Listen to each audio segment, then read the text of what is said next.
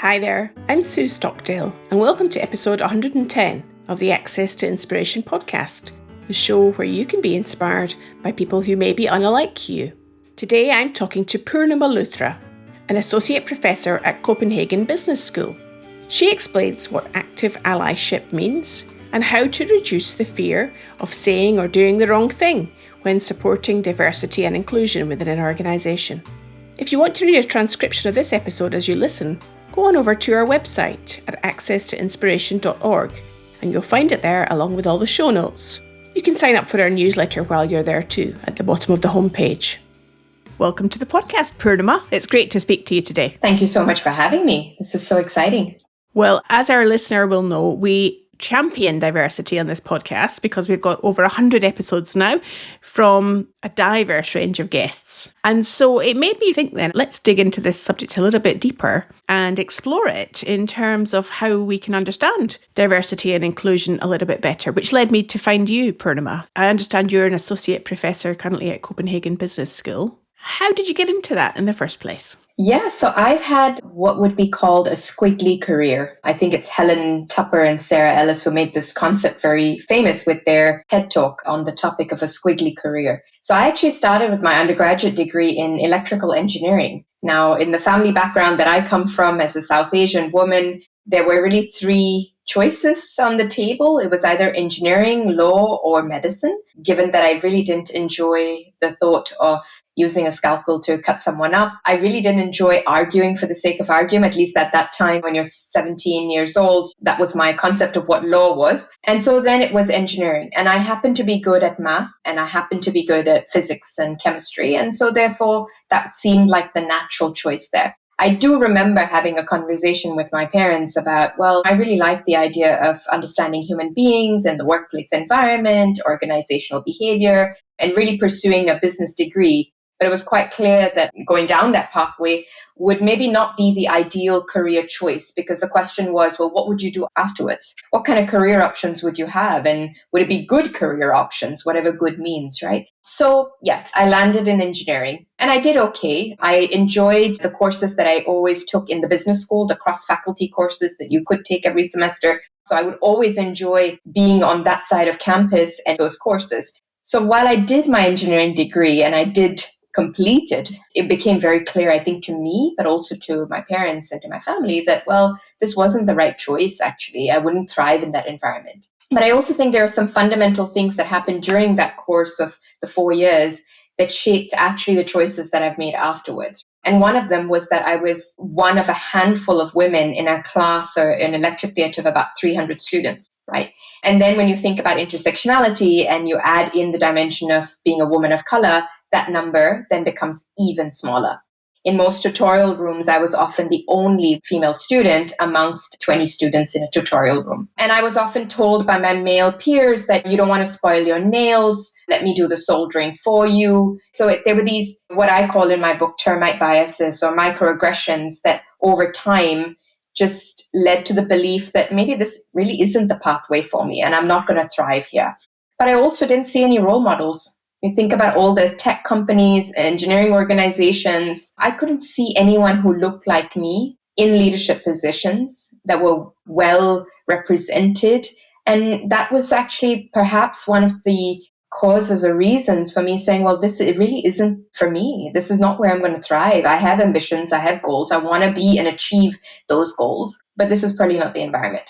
And so I then made my way towards actually doing my master's and PhD more in line with what I wanted to study, which was around organizational behavior and really looking at people within the workplace environment, understanding the dynamics of how all of that works.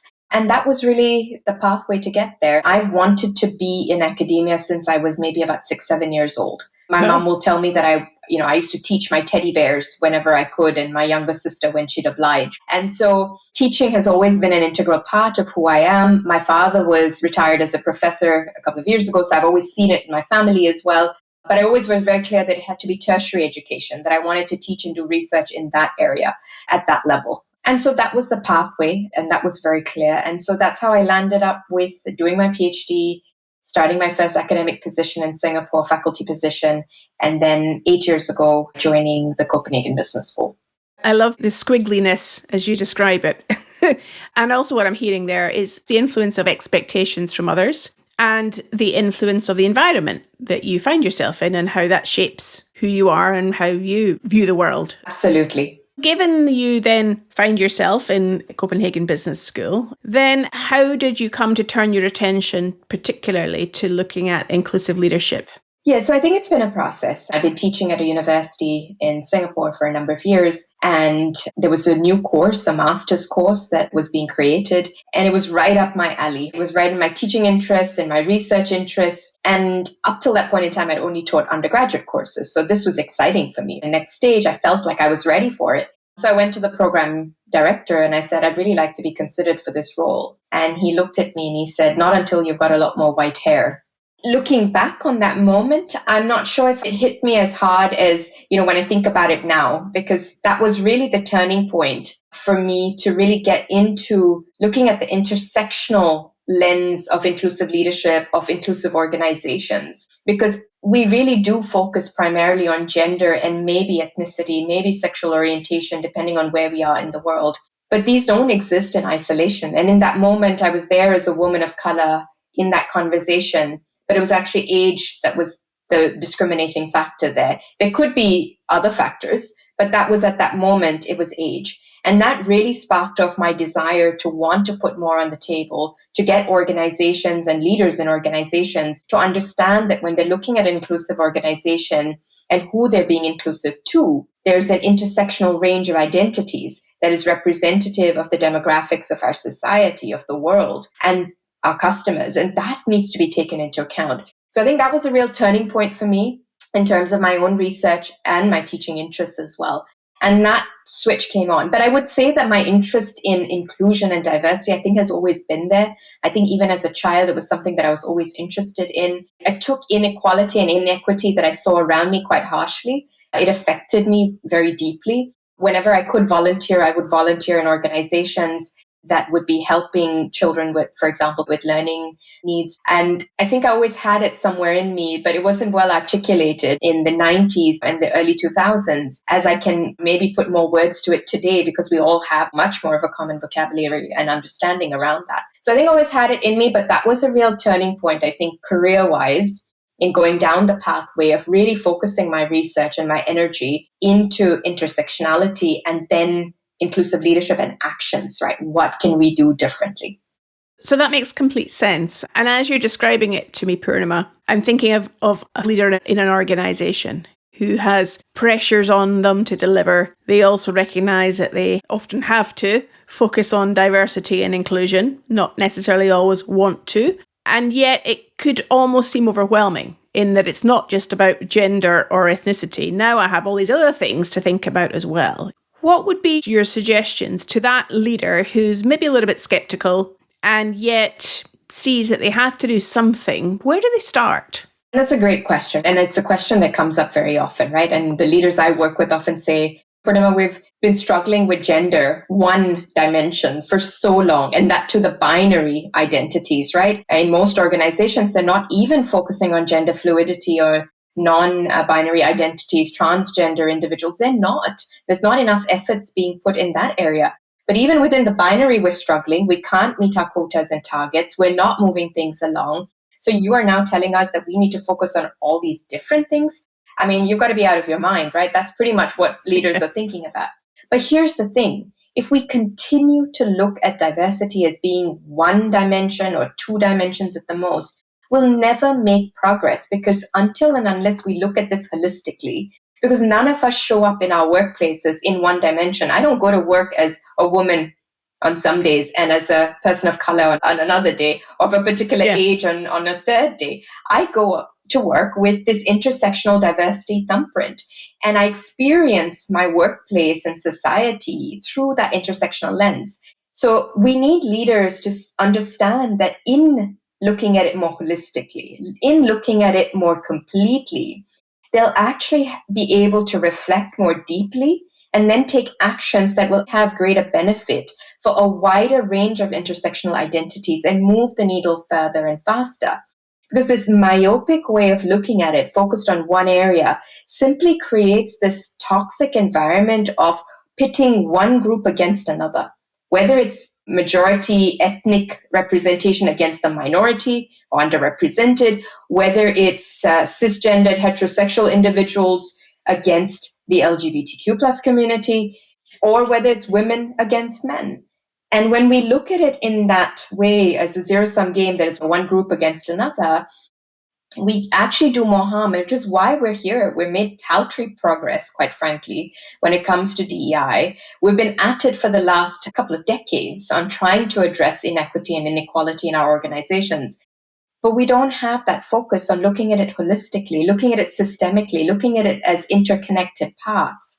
And until we do that, we can't move the needle further. So I would say to that leader that when you get to that stage of really knowing and understanding, then you're able to take off as an inclusive leader. And every action you take, everything you put into place, every process and procedure or system or structure that you implement, you are thinking it through that inclusive lens. And you're nurturing an organization that is truly inclusive for that breadth of intersectional identities. So it might need hard work in the beginning, and it might seem daunting, but find the right people, engage with them, learn and be curious. And then when you get to that stage of really feeling like, all right, I've got a grasp of this, then you're able to take off. And actually the actions you'll take will have such amazing positive benefits for the organization. So that would be my answer to the leader who is concerned and who's confused. And I understand where they're coming from. I totally do. That makes great sense to think about this question of diversity in a systemic perspective. And if you're enjoying this episode about diversity and inclusion, then you may also like episode 52, where I spoke to Jenna Howison, whose story is a great example of active allyship in practice. You can find it and more than 100 other episodes on a wide range of topics at accesstoinspiration.org. Now back to speaking to Poornima. Now, another factor that can put people off is a sense of fear that they might say the wrong thing, they might do the wrong thing, or they will feel shamed in some way by how they try to tackle this subject. What would be your sense of speaking to that point? How would you help people to overcome their fears? So fear is a really interesting one, and it's one that I've looked at in my second book, in my third book that's coming out. The second book is The Art of Active Allyship, and the third book, which is coming out soon in November, that's Leading Through Bias. And I'm actually in the process of thinking about writing a book that is devoted to fear, because fear is the elephant in the room that we don't want to talk about. There's so much fear when it comes to DEI. Those who are well represented, who have enjoyed privilege and space and power before this, are suddenly now thinking about, what does this mean for me? Am I going to lose my position and opportunities in the organization? I've worked hard to get here. What does this mean for me? Those are the questions going on in their mind, right? Those who are well represented. But there's also, as you said, rightfully, the fear of saying and doing the wrong thing. You know, the cancel culture is out there, right? Anything I say and do is going to be an issue. I mean, when I work with leaders, and especially C-suite leaders, so many of them tell me that, look, I really want to support this, but I'm so scared to do so, because even if I really think about and reflect and I come up with a good statement, there will be some group that will be unhappy in the organization. I'm never going to get it right. And so I'm going to just stay away and support it silently from behind my desk. And unfortunately, that doesn't help us progress. On the other hand, those who are from underrepresented groups are also fearful, right? The fear there is very real in terms of addressing bias and discrimination, really looking at, what does this mean for me in the organization? How are people going to perceive me? Am I going to be the person who's the troublemaker, who's always being too woke and always addressing issues and being the one who spoils the dynamics and isn't fun enough? And it's also that fear in the underrepresented of being seen as the token. I'm just hired into this role because I fulfilled that quota that my organization has set.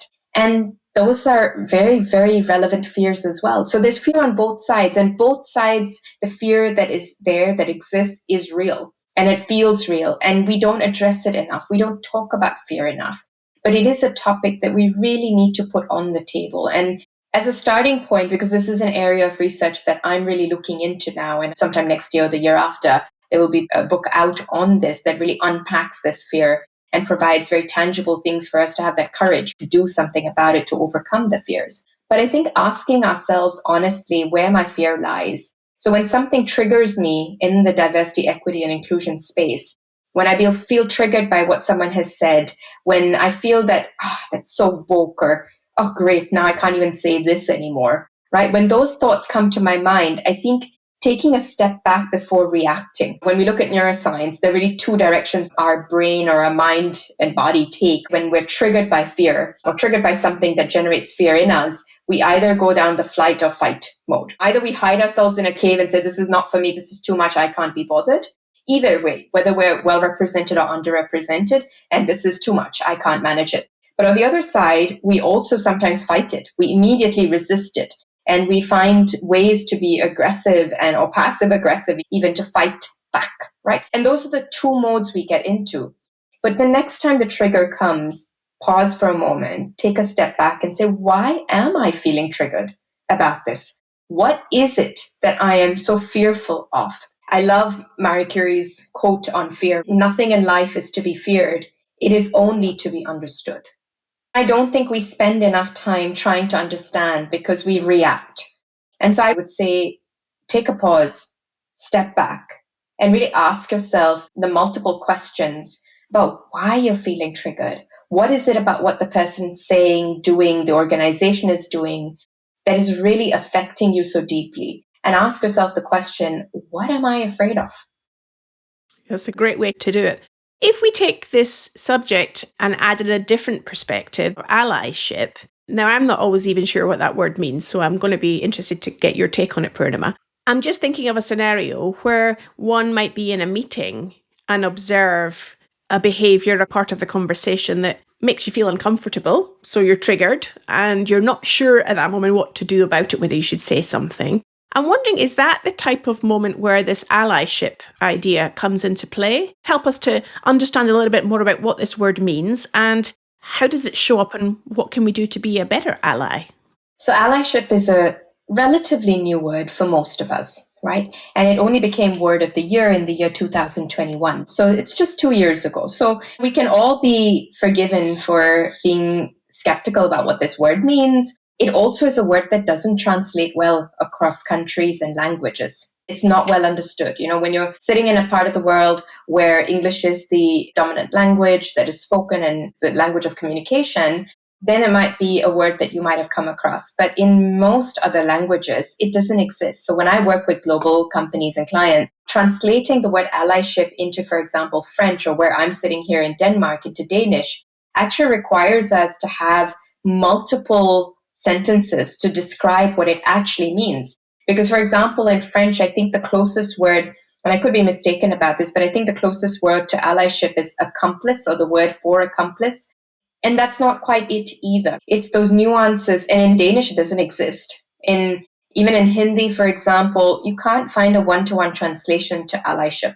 So I think we should use the word allyship because not a word that we can translate. So let's introduce a new word to our vocabulary list, but then define it. I think that's a better way to go. So this is the way I choose to define allyship. Allyship is a lifelong process of building supporting relationships with people who are from underrepresented, marginalized, discriminated groups. And the purpose of allyship is to nurture inclusion and to lift others. When we think about allyship, allyship is a verb. And whenever we have a verb, that means we've got a range of behaviors. So the way I see it in my research and the models that I have around this is that we have people who are in denial, who fundamentally believe that diversity, equity, inclusion is not necessary. We work better when we're homogeneous. Everything has been going fine up till this point in time. We all get along with each other. We enjoy the same food. We speak the same language. We go to the same sporting activities. We're all from the same educational institution. Fabulous. We all get along. We speak the same overall language in so many different aspects of who we are. And this works for me. And they're in denial, right? Then there's the vast majority of us who are passive allies. We might believe in DEI. We might know that it's the right thing to do, but we don't actually know what to do. And this is where fear comes in, what we talked about earlier as well. So we're scared. We know it's the right thing to do, but we don't really know what to say and do that would be appropriate. The question is, how do we move ourselves from passive to active? And the rationale there for why we need to move ourselves from passive to active is that in being bystanders, we continue to allow bias and discrimination to exist. And that's not good enough anymore. That's how it's been up till this point in time. So we need to move ourselves somehow from being passive to being active. So when I talk about the concept of allyship, I talk about active allyship. The title of my second book is The Art of Active Allyship, because allyship on its own can come across as being more passive in nature. That, yes, I believe in it, I'm supporting, you have my thoughts, and I do mean well, and I want the world to be inclusive, but I'm actually not going to do anything about it because I'm scared, I don't know what to do. And that's not enough. When I talk about allyship, I am talking about active allyship. And I intentionally use the word active in front of it. Now, of course, there are many synonyms that people can use with regards to allyship, and it's about choosing a word that best resonates. For me, in many ways, it feels nicer. It's got a nice tone to it and ring to it. Accomplice, somehow in my mind at least, feels like you're committing a crime. So I like the word allyship, and I understand it has military connotations to it. But if we take it from this perspective and choose to define it in the DI space as this, as being active, then this is where we want to be. And that active allyship involves us engaging in frequent and consistent behaviors, not the performative behaviors, not the once in a way attending something, going for the Pride Parade or International Women's Day event. It's everything we do in between these events that matters. So that's what I would say it is. And it is about progress and not perfection. I think we live in a world that's far too focused on perfection, on defining myself as an ally. Quite frankly, you can't call yourself an ally. No one can. It's about the groups that you are seeking to lift. They can give you the title of allyship, of being an ally, but we can't call ourselves an ally. And so we live in this world of putting a title on us and being perfect. But I'd like for us to move away from that and say that for the most of us, we start off with being an active ally to people we are most comfortable being around. They're slightly different from us. One thing might be different. It might be their gender identity, or it might be sexual orientation, it might be age. And we start with somewhere we're comfortable. Now it's about progress. So start there, absolutely fine. Build your skills with active allyship, and then move on to being an active ally to that group, but also to other groups. Expand, right? So it's about progress and not perfection. And we sometimes forget this. We think, I'm going to pick one group, I'm going to be an active ally there, and my work is done as a leader. But that's not it. That's not enough. It's about continuously being engaged in active allyship. And it's a lifelong process. It never stops, because unfortunately, in our lifetimes, there will still be inequity out there. We're not running away from this. I'd love to be in a world where my job becomes redundant, but that's not the world we live in. So there's plenty for us to do. So that's how I see allyship, and particularly active allyship. And hopefully that helps inspire people to want to engage and use the vocabulary, at least, to start using the word allyship and active allyship in particular. I think you've made it sound easier to engage in this journey, this lifelong learning journey. Which then leads me to be curious, Poornima, is how do you apply it yourself? How do you put your words into action? I can give you a very concrete example. When I moved to Copenhagen 8 years ago, coming from Singapore, that's home for me, I didn't know anyone who was openly part of the LGBTQ plus community. Historically, when you look at the ex-British colonies with 377A, which is the act that criminalized homosexuality, in most of these former colonies, it's only in the last 3 to 4 years that 377A has been repealed. And so homosexuality, being part of the LGBTQ plus community, is not something that people feel comfortable talking about. And when we think about the data, about 25% of people are actually part of the LGBTQ plus community. Of course, there must have been people around me, amongst friends and colleagues, who were part of the LGBTQ plus community, but didn't feel comfortable being out. And I didn't know, because it's just not something that is talked about. Everyone's scared, right?